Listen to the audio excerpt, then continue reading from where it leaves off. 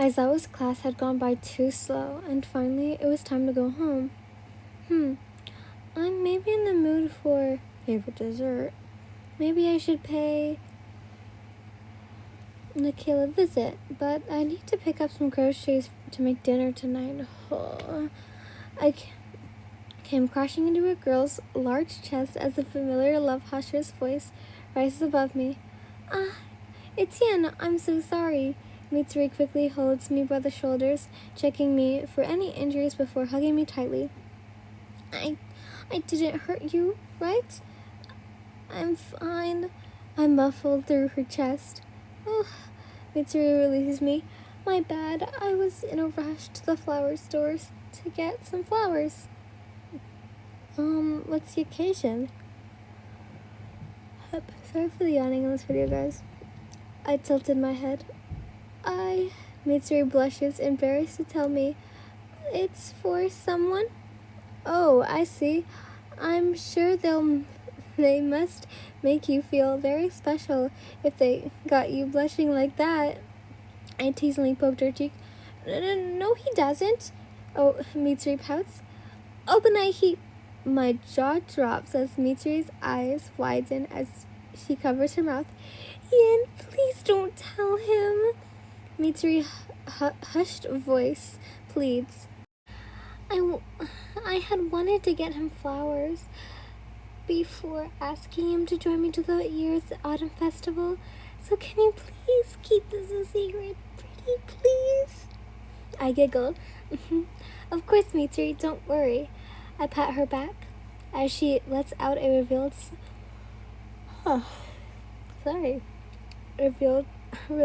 sigh. Though I had thought Obanai was going to be more of a gentleman and ask you out to the festival, not the other way around. Well, I can't always have Obanai do everything for me, you know. He's always shared meals and even gifted me so many gifts. I can't ask for more from him. Mitsuri beams before saying goodbye and taking off. So I'm going to return the favor to him. With that, Mitsuri rushes off, leaving for the flower shop. As I make my way to the destination of the school gates to walk to Cafe Wisteria, on the way to the gates, I noticed a familiar heterochromic-eyed boy squatting over at the gate, a school garden. Wow, speak of the man himself. He was touching something on the ground, but I couldn't see what it was or what he was touching. Ignoring Obanai, I decided that I shouldn't bother him. He'd probably be nagging about how annoying I was to him and blah, blah, blah, blah, blah. Sorry, hold up. Okay, never mind. I swear, if I yawned during this, I would be so pissed with myself. I turned to leave, but that was when I felt something cold wrap around my ankle. It then slithered up towards my thigh. I looked down to see a small, black-brown patterned snake. Ooh. It stuck its head out, looking at me right in the eyes. I screamed at the top of my lungs, stumbling backwards and falling to my back. The sounds of footsteps slowly walking over to me makes my head turn. What are you doing here? Obanai looms over me. His clothes were covered in dirt from his sleeves to the bottom of his pants and shoes. Was he planting flowers or doing something in the garden? Ugh, that doesn't matter. There's other important things to do right now, like this snake. Help! I pointed to the snake wrapping around and slithering around my right ankle. Get it off! I will, if you just stop with the infuriating screaming. Obanai covers his right ear. Obanai walks over and places his hand on my shoe, on which the snake slithers off of me and onto him like magic. When the snake was off, I pushed myself away from him and the snake, panting. It's a gardener snake. they're not poisonous. Obanai scoffs. Are you dumb? Still, I exclaimed, they're scary. And how am I supposed to know what type they are? That was when I felt another...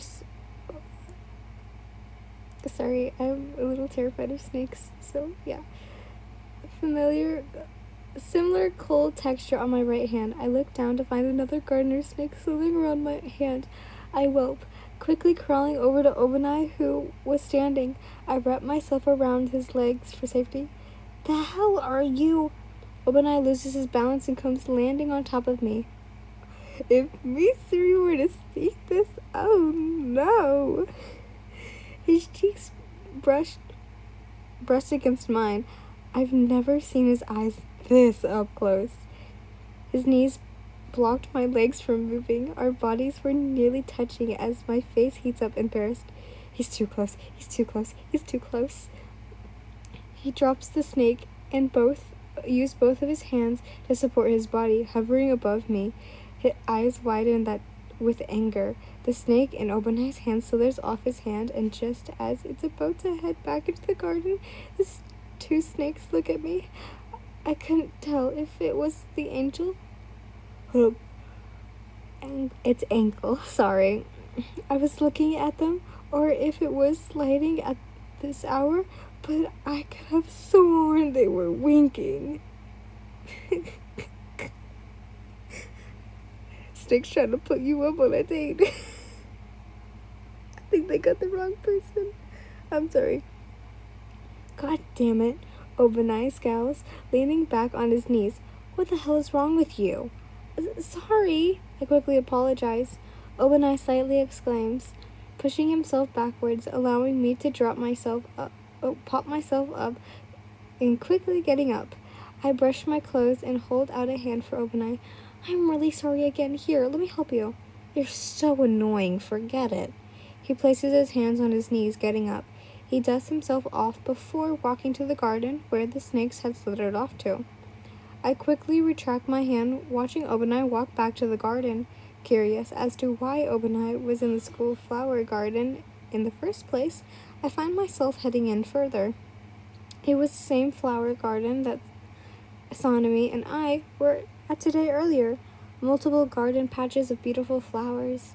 Although it was near the end of August, the flowers were blooming as if it was spring. Obanai is squatting over a flower patch, slightly observing one of the pink flower patches. He hears me approaching him, but doesn't look up. Why are you still here? He coldly lets out. Oh, don't mind me. I wanted to see the flower garden. I quickly lie, pursing my lips together. Technically, it wasn't fully a lie. I wanted to know why Obanai, out of all the people, was at the school flower garden of all places. Then look over there, he scoffs. Don't bother me, he says. He goes back to staring at the pink flower heads. You must like flowers then, no? I squint down beside him, my head in my arms, as I stared at the pretty pink flowers, completely ignoring his instructions to not bother him. These pink ones are really nice. I let my words look in the air in hopes he would respond, and nothing. 1 second passes, then 2, then 3. I open my mouth to break the awkward silence. But Obanai beats me to it, finally giving a response. I guess. Obanai mutters so quietly, making me strain my ears just to listen to him. But as long as Mitri thinks they're cute, that's all I care about. I'm sorry, what was that? I lean a bit closer to hear Obanai. I couldn't hear that last part. Just shut up and stop apologizing. Obanai turns away, staring at another pink flower. I roll my eyes. That Obanai really does need to get his attitude together. An irky mark appears on my head as I try to contain my emotions, but I think I faintly heard Mitri's name when Obanai was talking. Obanai must be here at such a place and staring at these flowers because he wants to give them to Mitsuri. Of course, why didn't I think of that before? I look over at the heterochromic eyed boy as he slightly stares at the flowers. Oh, the flower bed, sorry. Most likely Obanai wants to give Mitsuri pink flowers and ask her to the autumn festival this year. I nodded to myself at my on-point conclusion. Oh my god, I can't read. If that's the case, maybe he needs a little push to ask her. You know, I start swaying left and right mischievously. What now? Oh, yeah. Obanai recurrently answers me. I still don't get why you're still here. And right next to me, of all places, Obanai scoots away from me like more disgust, making my jaw drop. Excuse you? I stared quickly, offensed. I huffed an angry breath. And here I was going to help the two of you together. What are you talking about? I'm talking about you and Mitsuri, dumbo. Mitsuri just told you not to say anything and you guys... I'm sorry. I rolled my eyes. As Obanai's eyes widened, me and Mitsuri have nothing going on. Don't know who you both are lying to. Probably a child, but even then that kid would still know that you both clearly like each other. Obanai quickly lunges at me and covers my mouth with one hand as the other grabs my back. His eyes were large and angry retorts. Shut up! Will you? What if she hears you? Obanai scans the garden hesitantly before glancing at me. You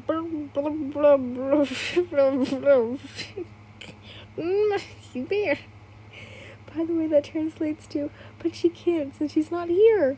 I grumble from under his hand, but the most likely understood nothing. I try to move his hand off my mouth, but his grip on my mouth tightens. I guess I can say this is the first time I've had a man's hand over my mouth. Probably not in the best scene. Ticked off at how long Obanai's hand was over my mouth. Incidentally, I stuck my tongue out, feeling his hand over my mouth. But just as I do so, Obanai backs screaming and waving his licked hand. Ew, did you just lick me? Are you a snake? He turns away, gagging with a hard look. Not even Mitsuri has done that to me, but you? You? Pfft. I stick out my tongue, spitting. And how do you like it? How do you like it? I feel to do that, but was you? What?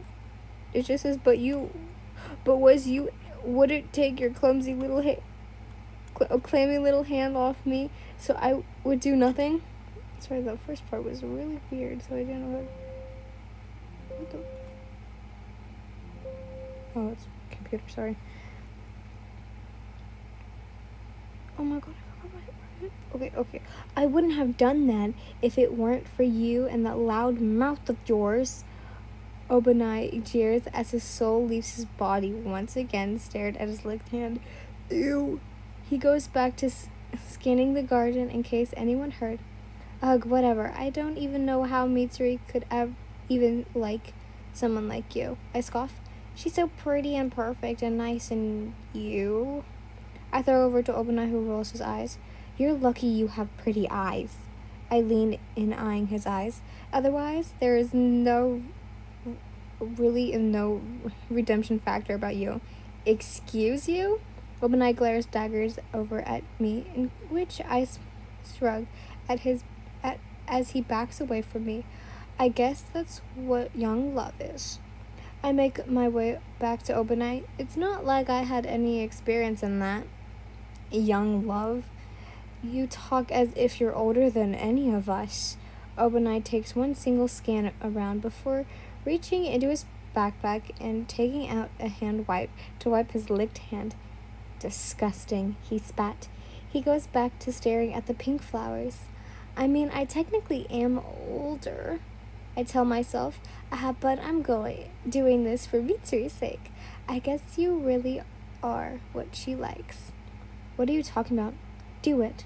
I point down at the pink flowers before eyeing his dirt-covered clothes.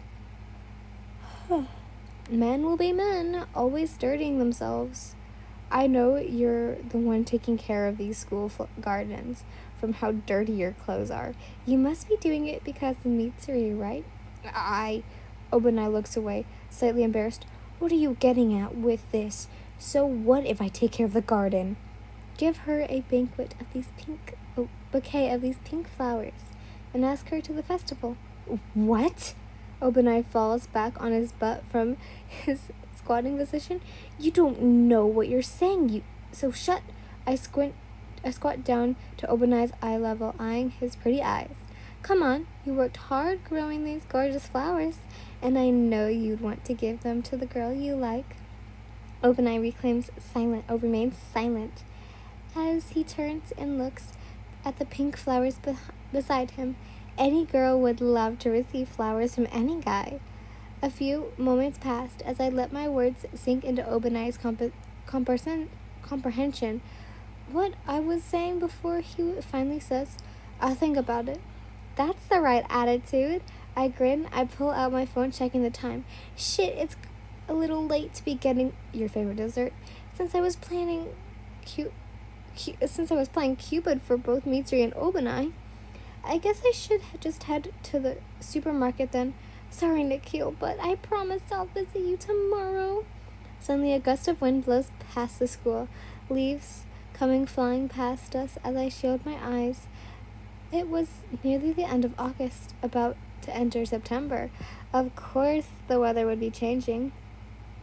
I open my eyes, looking back at Obanai. He too opens his eyes. Then, that was when I noticed a small leaf on the top of his head.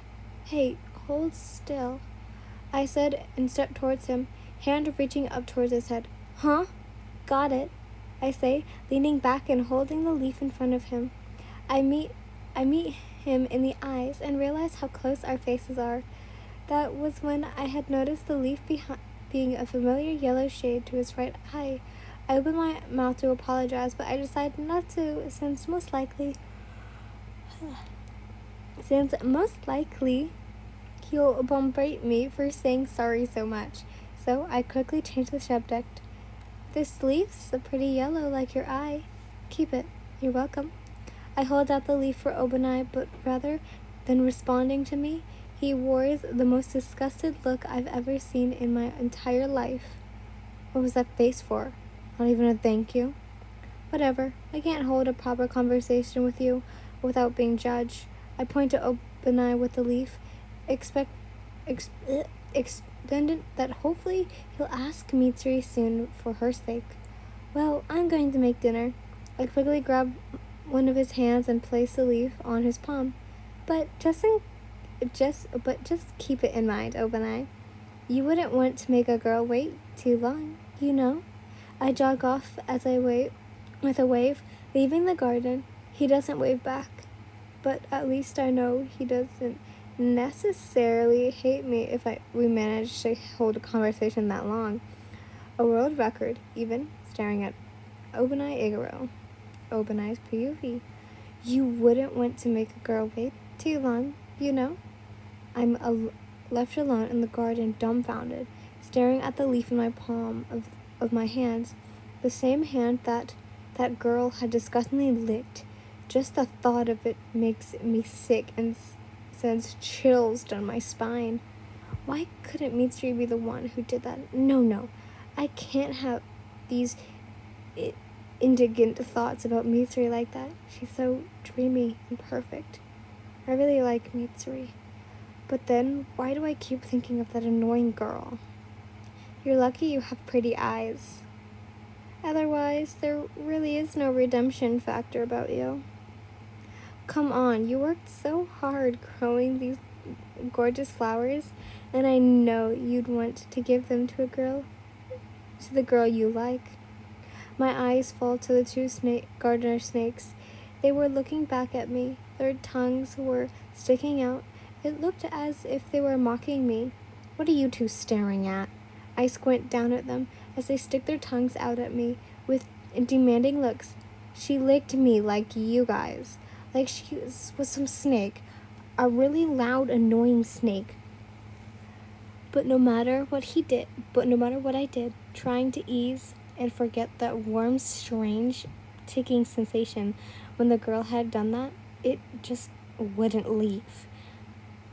In the time where I was close to her, when I fell on top of her, I felt nervous and weird for being so close with her. Never once in my life had I came that near, nor let any woman touch me in such a manner. Like that girl, never could I let a woman come that close to me. Only Mitsuri. But even then, she has never been that close to me. Bodies almost touching, faces centimeters apart. And traumatist hand lick. What? I looked down at my palm of the licked hand with the leaf still there. Something was wrong. I'm not breathing normally. I put my other hand over my heart and felt my heartbeat beating in ignorant speed. What's wrong with me? I must be getting sick. Was because I was comfortable around her? No. It's impossible. She's loud and unbearingly annoying. Mitsuri is the only women I can ever be comfortable with. I like her, not the other girl. Then why do I feel strange around that girl when that girl comes around? Hey, hold still. No. The only person I can ever feel comfortable with is Mitsuri. She's the only person I will ever feel comfortable with. She's the reason for making me happy, for making me smile. Seeing her happy makes me happy. Obanai, you shouldn't have. These socks are too cute. Huh, Obanai, these taste so good. I love eating with you. It always tastes better whenever I eat with you. That's right. Mitsuri is better. That loud, annoying girl is nothing like Mitsuri. She has no filter for that stupid self of hers. She'll never be better than Mitsuri. Ever. Any girl would love to receive flowers from any guy. Why do I keep thinking about her? And what was that weird feeling every time she was around? A rushing hot feeling like I ran a marathon beforehand. The inside of my mask had gotten warmer than usual. I'm definitely getting sick, always embarrassed and nervous. But once that girl was gone, that feeling was also gone. This leaf's a pretty yellow like your eye. Keep it. You're welcome. It was strange that I didn't like having that feeling gone, rather. I wanted more of it. Your POV. I was walking down the street on my way to the supermarket to pick up some groceries for dinner, knowing Naoto would tend to get home a little bit later, giving me some time to make dinner for both of us. I'm standing in front of the crosswalk, waiting for the time to count down before I can cross, as there are some people also waiting just like me. I pull out my phone, checking the time to take my mind off the waiting. 5:04 p.m. I'll be home in time to make dinner.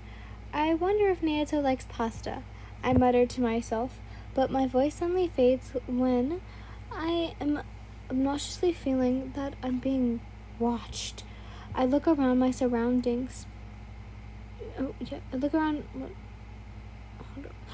my surroundings, next to the people waiting beside me, in front of me, and even behind me.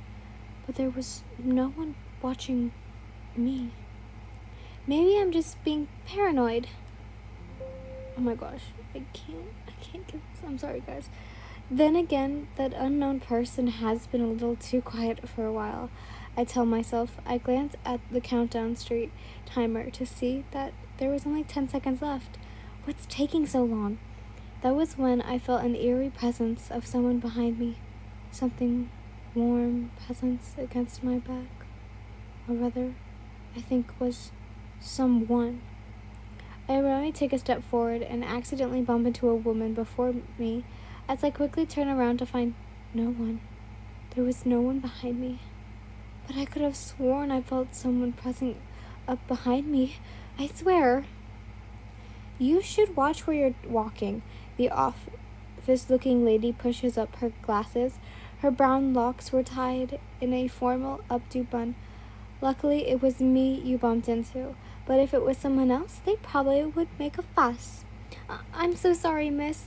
I'll be more careful next time. And the crosswalk timer ends as everyone starts walking across. I'm sorry again, though. I quickly apologized before stepping away in the crosswalk of people passing by, losing the office lady in the crowd. Maybe I need more sleep. I'm feeling random things at this point. I shake this eeriness away of someone behind me, away as I quickly walk to the supermarket. Once I made it into the supermarket, I enter the double automatic doors as I'm hit with a cool, refreshing air, sending shivers down my spine. I pick up a grocery basket and made haste for some ingredients for dinner. So pasta, cheese, oh, and some meat too. I mutter to myself, ground beef or something else. Let's try traditional then. Ground beef it is. Nodding to myself, satisfied to the choice of meat, I made my way to the wheat and grains aisle, where the pasta was, and looked for some pasta noodles. Walking down the aisle, I read the labels for pasta noodles when I picked up one box to read the label. That was when, at the corner of my eye, a familiar blonde-headed figure passed closely by me. Oh, Nikhil! I exclaimed happily, seeing my familiar favorite blonde-headed barista. Oh? Nikhil turns around, his eyes lighting up when he sees me. Yin! Nikhil makes his way down the aisle, shopping basket in arm. Funny seeing you here. Shopping for groceries again? Hold up. Sorry. I look down at his basket as Nikhil nods, though I had wanted to visit the cafe since I hadn't seen my favorite barista in so long. Huh? Nikhil plasters a knowing look. You would have gone for the favorite dessert, am I right? What? No! I satisfactorily rolled my eyes before breaking into giggles. Okay, fine. Maybe your favorite dessert too. But the thought of visiting you was somewhere there, so that counts. I'm hurt. Nikhil acts wounded. Ugh, my poor heart. I'm joking, Nikhil. I pat his shoulder as we both break into fits of laughter. You're here shopping for groceries too, then?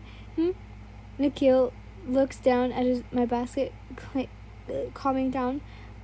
I am. I'm also shopping for this week's groceries too. I chuckled. He sure eats a lot. I grumbled, thinking of Naruto's eating practically everything. He? Nikhil tilts his head. A pet? Like some dog? Nikhil turns away, chuckling. No! I break into fits of laughter of how Nikhil assumed Naruto was a dog. My guardian. He just eats a lot, though he always complains I eat way more than him. If anything, he does eat like some dog. I roll my eyes. Well then, do you want to go shopping together? Nikhil suggested. Just like before you helped me with my groceries. It just seemed you needed an extra pair of arms, too, since you have another mouth to feed. You're too kind, Nikhil, but no buts. And besides, I can't let a pretty girl like you be carrying a shit ton of groceries all the way home. Nikhil emphasized on the all the way part, making me giggle as I turn away with a warm face at his words. What type of guardian would I be if I let you do that? Yeah, I guess you're right. I turn away, hiding my red face. Let's go find cheese. I quickly walk off as I hear Nikhil laughing behind me. Is it just me, or do I not trust Nikhil in this part? Sorry. After some while of wandering around the supermarket with Nikhil and looking for both mine and his groceries, we both upon a lady handing out free samples for a new cheesecake they had in stock. Ooh, can we try some? I eye over at the cheesecake. Come. The male supermarket worker rushes over. Before Nikhil could even answer me, two delicious cheesecake samples for two happy couple like you two. We're not a couple, I exclaim embarrassed. He's my friend. I gesture over to Nikhil, who shuffles a laughter. We're just friends, he repeats after me as he takes the two small plates of cheesecake samples and handing me one. But thank you though. Thank you. I take a bite from the cheesecake. My bad for assuming. It's just you two appear to have something going on. The supermarket worker places a hand over his heart, resoundingly. Reminds me of my wife, not gonna lie. Nikhil and I take off, thanking the reassuring supermarket worker before finishing our cheesecake and throwing the plastic utensils in a nearby trash can. Was it good? Nikhil smiles down at me. But it's not as good as your favorite dessert. I grin. I can tell you enjoyed it since. Nikhil points to the corner of his own mouth, giving me a look, instructing I knew that what he meant. I quickly wipe my right corner and check. Nothing. Suddenly Nikhil places a napkin on his left corner and starts wiping, catching me off guard. Do you always carry napkins everywhere you go? In cases like this, yes. I need napkins for a very messy yin when she eats. Nikhil chuckles, making me roll my eyes, still wiping the corner of my mouth. Ha ha. I snatched the napkin, looking away. Finally, we reached the checkout, when Nikhil got in line behind me as I started placing my groceries at the conveyor belt. The cashier starts scanning as I take out my wallet once I finish. Will you be needing a bag, or do you have The cashier suddenly stops himself, making me look up for my wallet. Bag, please. I suddenly cut off, noticing Giyu in the supermarket apron. Ian? Giyu stares at me. My eyes lit up. Oh, Giyu, you work here? I say in awe. I stare up and down at his uniform. And your cute cashier uniform. I don't think I'd run into you. Giyu breaks eye contact from me, turning his head, embarrassed. He does. Oh my god. He goes back to scanning. Oh my god. Sorry. He goes back to scanning my groceries as I turn my attention back to Nikhil, who is putting his groceries on the conveyor belt. I would say the same about you. I up and down at Giyu in his cashier uniform once more. I won't deny it. He does look so cute in uniform. What time does your shift end? Probably after the guy behind you. The staff are booked in all today, so I managed work just a few customers. Giyu glances up in the midst of scanning, looking behind me. Oh, so after Nikhil, I see. I nod. Nikhil? Giyu blinks, a little confused. Yes, that's my name. Nikhil joins into the conversation, smiling. Giyu looks back at me with a "you know this guy" look, in which I nod irrestantly. The water husher turns his attention back to the cash register. Your total is $25.99. Before going and picking up my groceries and handing the money, I have handing him. Since your shift will end after Nikhil, I start. Why don't you join me and Nikhil in walking home? I suggest. What?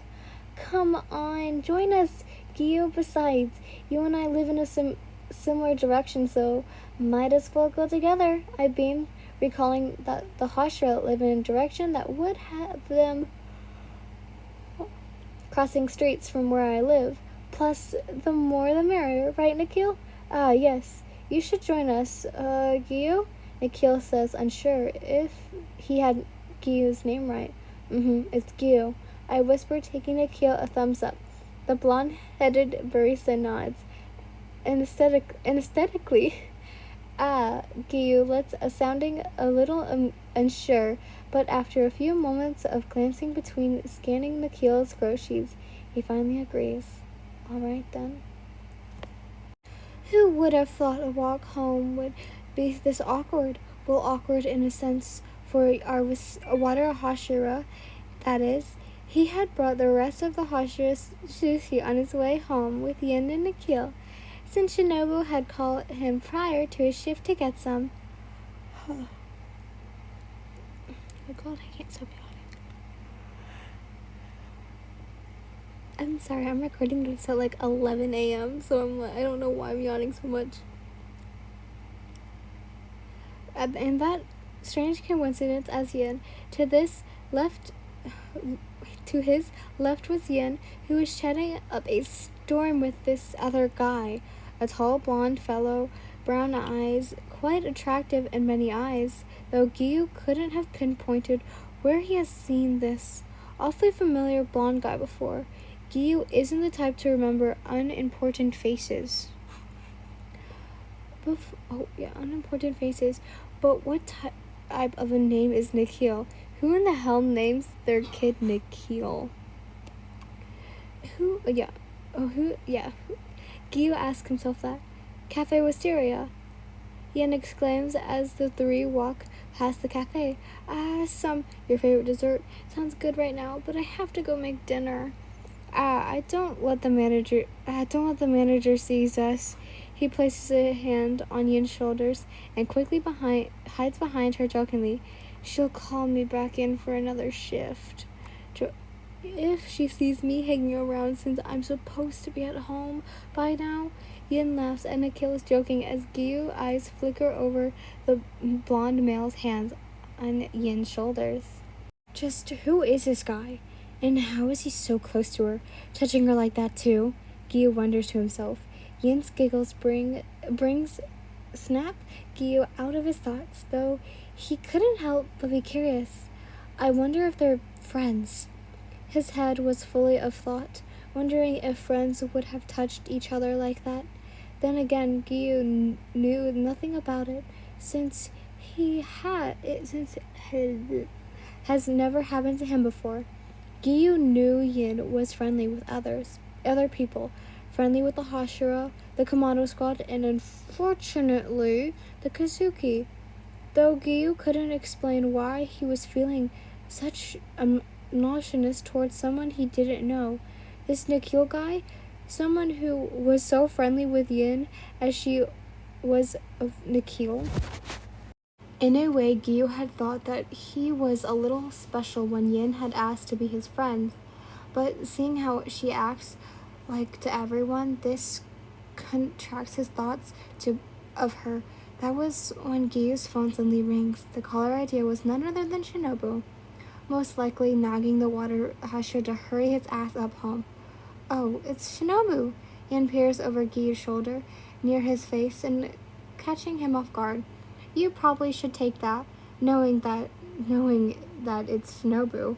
Yin giggles. Nikhil and Yin takes a moment off to the side, giving Giyu much needed privacy to speak with the insect Hashira. As the two discuss the location of Yin's house. I live in that direction too. Nikhil points over in had Yin pointed. Oh really? That makes carrying groceries much easier. Yin beams. Giyu couldn't shake this strange feeling. As the three were still walking together, he wasn't even paying attention to what Shinobu was saying on the other line. It was all going in one ear and out, leaving the other. The water Hashira was only focused on one thing. And that one thing was seeing Yin be nice to other people that wasn't him. Kind of nerved him just a little. Preferably other guys. Giyu abruptly ends the call, knowing it was time for him to leave Yin and Nikhil, so he'd get home sooner for the Hashira's dinner. But just as he parts ways, a thought came to him. Wait, Yin! Giyu starts as Nikhil and Yin stops. Yes, Giyu? The girl smiles, making the water Hashira lose his train of thought. Do you? Giyu knew it was now or never. Want to hang out tomorrow after school? Giyu felt as if he didn't ask Yin now, then he might never get the chance to spend time with her, alone at last. With her being so friendly with everyone else in school, Giyu wanted that moment with Yin, alone, As friends, of course. After school, Yen repeats she to herself if her schedule would be available, and just as she does so, Nikhil and Giyu make eye contact. Giyu remains indifferent. Where else? Nikhil plasters a small smile. Yeah, let's hang out after school. Hearing her say that set Giyu at ease. He was going to have her to himself. Nobody would bother them. No Hashira, no Kamado squad, no damn Kazuki, and no blonde fellow. Wait, what? Giyu shakes his head, removing his thoughts of Nikhil. I don't even know this guy, so why do I keep thinking about him? That was when Giyu's phone rings once more, and knowing it was Shinobu, who was calling again about the Hashira Shushi. I'll text you later about it, yeah? Yin smiles, pointing to Giyu's phone in hand, indicating he should probably hurry back and pick it up. Yeah, maybe. Oh, yeah. Giyu slightly smiles. He wasn't nervous about Shinobu, but most likely who'll go off on him on calling. He was just pleased that Yin had accepted to hang out with him tomorrow.